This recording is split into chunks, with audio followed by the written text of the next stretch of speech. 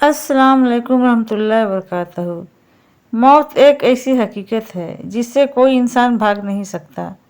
जब इंसान को कब्र में उतारा जाता है तो दुनिया के सारे रिश्तेदार वापस आ जाते हैं, लेकिन उसकी असली ज़िंदगी वहीं से शुरू होती है। कब्र की पहली रात सबसे डरावनी रात होती है। चारों तरफ अंधेरा, न कोई दोस्त न कोई मददगार, सिर्फ इंसान उसके अमाल। हदीसों में आता है कि जब लोग कब्रिस्तान से चले जाते हैं तो मुर्दा उनके जूतों की आवाज़ तक सुनता है। फिर दो फरिश्ते आते हैं, मुनकिर और नकीर। वो सवाल करते हैं, तुम्हारा रब कौन है, तुम्हारा दीन क्या है और तुम्हारे नबी कौन है। अगर इंसान ने दुनिया में अल्लाह और उसके रसूल सल्लल्लाहु अलैहि वसल्लम की इताअत की होगी तो अल्लाह उसे सही जवाब अता फरमाएगा और उसकी कब्र जन्नत के बागों में से एक बाग बन जाएगी।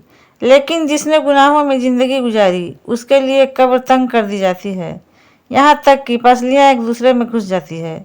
कहा जाता है कि पहले 40 दिन तक इंसान की रूह अपने घर वालों और अपने दुनिया को याद करती है। वो देखती है कि कौन उसके लिए दुआ कर रहा है और कौन उसे भूल चुका है। सोचिए, अगर आज हमारी कब्र की पहली रात हो जाए तो क्या हमारे अमाल हमारा साथ देंगे? क्या हमारी नमाज, तिलावत और नेकियां हमारे लिए रोशनी बनेगी? अभी वक्त है, तौबा कर लीजिए, नमाज की पाबंदी शुरू कर दीजिए, क्योंकि कब्र में न दौलत काम आएगी न शोहरत, सिर्फ नेक अमाल जाएंगे। कब्रिस्तान में सन्नाटा था, हवा धीरे धीरे चल रही थी। एक नौजवान अपने बुजुर्ग मौलाना के साथ कब्रिस्तान गया। उसने पूछा, हजरत, क्या कब्र वाले हमें सुनते हैं? मौलाना कुछ देर खामोश रहे, फिर एक कब्र की तरफ देखकर बोले, बेटा सोचो, अगर इस कब्र से आवाज़ आ जाए तो क्या कहेगी?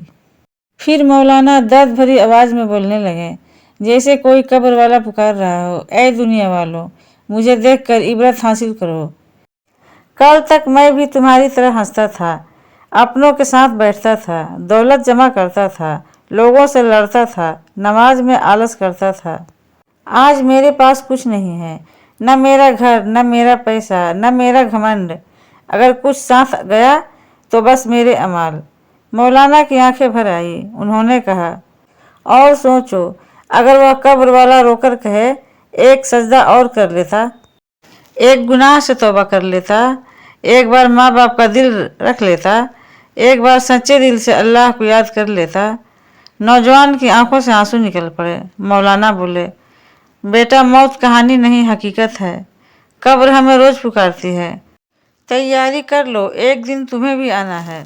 मोहतरम नाजरीन, वीडियो को लाइक सब्सक्राइब जरूर कर देना ताकि नसीहत भरी कहानियाँ आप तक पहुँचता रहे। आमीन।